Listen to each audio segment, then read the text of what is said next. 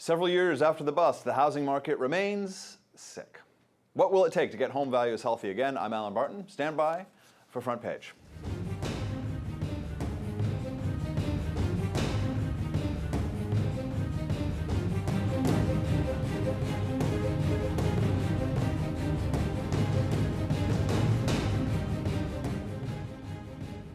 Joining me in studio, Elan Journo, fellow at the Ayn Rand Center for Individual Rights, and Tim Cavanaugh, managing editor for Reason.com. Tim, we'll start with you. You reported on the shadow inventory in housing. Speaks to structural problems underneath the industry. Tell us a little bit about, give us a little 101 on the shadow inventory is homes that are, right now they're not on the market. They're foreclosed and they're bank-owned property.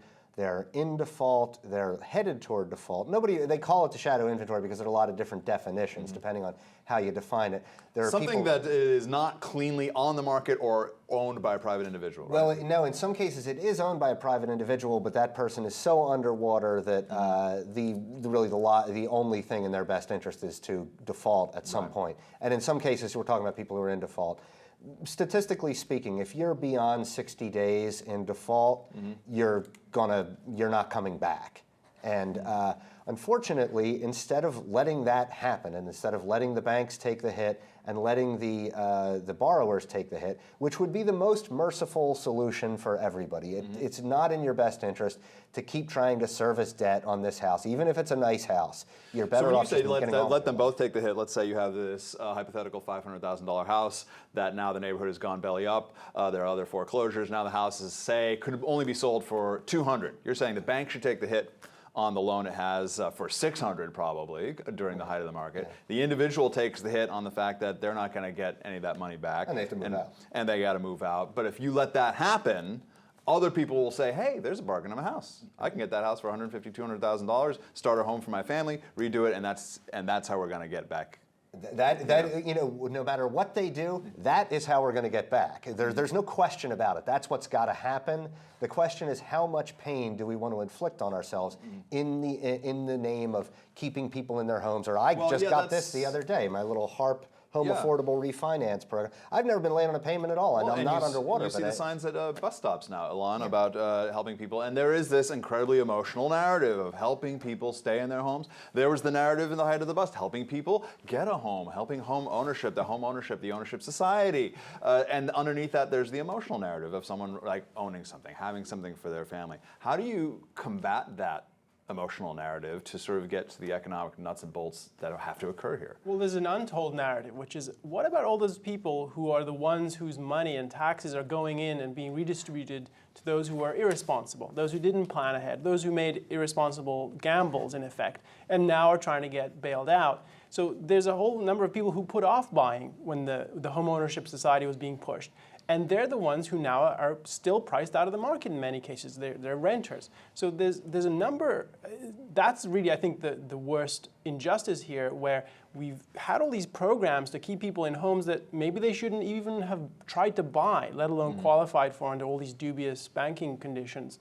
So I think that's a story It's very difficult to sort out that mess, because a lot of people refinance their homes to purchase cars or put in a swimming pool or do this and do that. And some people are refinancing for reasons that you might go like, well, that was a just and moral reason for refinancing your home, and blah, blah. And so you're getting into the position of having to make these judgment calls like, well, you bought a Porsche SUV with your refinance, but you paid for your perhaps medical situation for your kid, where it's really like, you just go like, oh, it's horrible that they're now getting caught.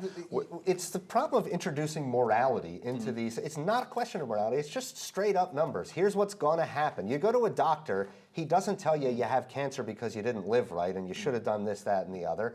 He tells you, here's what you have to do to deal with your situation. The funny thing is, when you read the media stories, and that one that I posted the other day referred to an AP story, which was an excellent story, and it's the beginning. It's one of the first of the mainstream media narratives I've seen where they're actually entertaining the idea that, yes, we just have to go through these foreclosures, get the places back on the market. But whenever they come up with the sob stories, they make no sense whatsoever. You get these people who bought a place in 1990 for 80 grand. Eventually, it went up to many multiples of what it was, and now somehow they're getting foreclosed. And it's like, well, what were you doing? If you're mortgage was that old, it should be mostly paid off by now. I didn't hear anyone complaining about the explosive increase in values in their real estate. Everyone sure is complaining when that thing goes the other way around. What did the banks do wrong here? Because again, the emotional narrative, you have twisting capitalists in the banks with top hats scheming to get people out of their homes and take their money from them. But what did the banks do wrong, in your opinion, in this mess? What they did wrong. Individuals borrowed too much money. What did the banks do? There is blame to be put on the government. There's blame to be put on the Community Reinvestment Act. There's blame certainly to be put on Fannie and Freddie and on the FHA for lowering the standards. They always claim they're putting up better standards, but lowering the standards for what mortgages they'll guarantee, and for Fannie for raising its conforming loan limits. All of that blame goes around, and the banks themselves deserve a lot of criticism for just making stupid loans, for churning loans. I mean, that's what they wanted to do, was just keep getting them out there. The system was set up in a way that all the incentive was to close a deal. Didn't matter what the merits of the deal were. I think countrywide they made that a science. The incentive was all about closing. I mean, Bush does deserve blame for this. The original sin was bailing out the banks in 2008, because you can no longer make the honest argument. Yeah, I feel bad about this person who's losing his home, but that's what has to happen, because they can always say, well, why the banks got bailed out? Why shouldn't the students get bailed out? Why shouldn't the homeowners get bailed out? Elan, you brought up an interesting point with your, which is basically the forgotten man. Whenever you're talking about economic theory, you go like, we could do this really awesome thing for this person by helping them out with federal money, stimulus, blah, blah, blah, blah. And what you sort of hit is, what happens to this other guy whose tax money either funds that, or whose kids now will have to pay the taxes to fund that, or who's looking for an opportunity himself? The idea of creative destruction as being part of the capitalist system. Some things have to fall, and someone comes in and picks it up. Speak a little bit more about that, because I think people are always forgetting about the forgotten man. I agree with you that morality is a problem in that it creates a lot of distortion. So we have this whole morality-driven idea that we need to encourage homeownership. Why?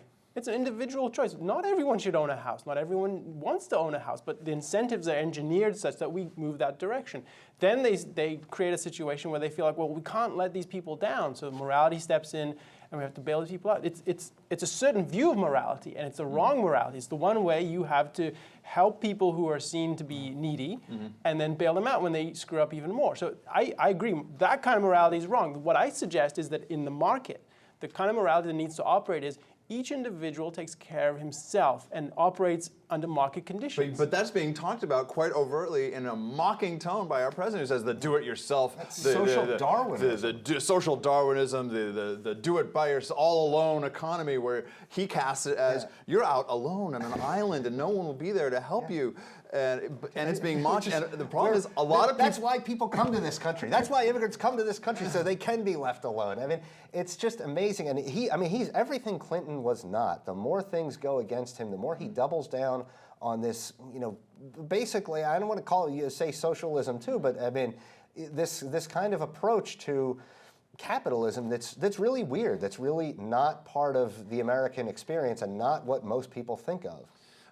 Part of this is that you have employment under this. The Bureau of Labor Statistics indicates the number of people employed is actually equal to that 30 years ago, early 80s. What do you think of that in terms of, that's an interesting statistic. I mean, obviously there are efficiencies and things, but what do you think of the employment situation underneath the housing crisis? And the employment situation gets worse and worse. I mean, today we went down from 8.3 to 8.2. Only through a vast reduction in the bottom part of the fraction, though, exactly, right? I mean, that's the only way they're... Good, and this is great. I mean, again, we live in a lot of ways in the best of all possible worlds, because that's really on the table now. And a lot of people understand that.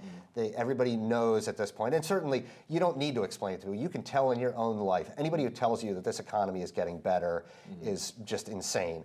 And so, when you see that official number come down, everybody understands, well, actually, there's this labor force participation rate that's been going down and down and down. We now have more than 300 million people, but only the same number of people working. Lies, damn lies, and statistics. Elan, I'll give you the last word on this. Yeah, when you look at all those unemployment numbers, the real data is way worse than they're showing. And we have to recognize that those numbers, as bad as they are already cooked. And so the reality is what you're saying. You look out in the world and you don't see the evidence for this. Yeah, if you look at labor force participation, we're at 11% versus 2007, and then real unemployment, like just percentage of population who wants more work or any work is something 18. There's no inflation, but a movie costs $18 and a gallon of gas costs $5. I mean, yeah, there's just. And the reality is you have to go back to how did we get this bad a situation? And that goes back to the certain policies we've seen over the last 10 years, even longer, with accumulating controls. Or 80. I mean, there's controls on controls and more of this regulation. So it's no wonder that it's hard for businesses to grow and find more people to employ. It's a huge cost. All right, and now that Japan fixed their corporate tax rate, we now have #1 corporate tax rate in the world. There's that achievement. We achieved that this week. We are now #1. All right, gentlemen, thank you very much. You can see more of Elan Journo by visiting AynRand.org. Catch Tim's work at Reason.com. There he is. For Elan and Tim, I'm Allen Barton. You've been watching Front Page.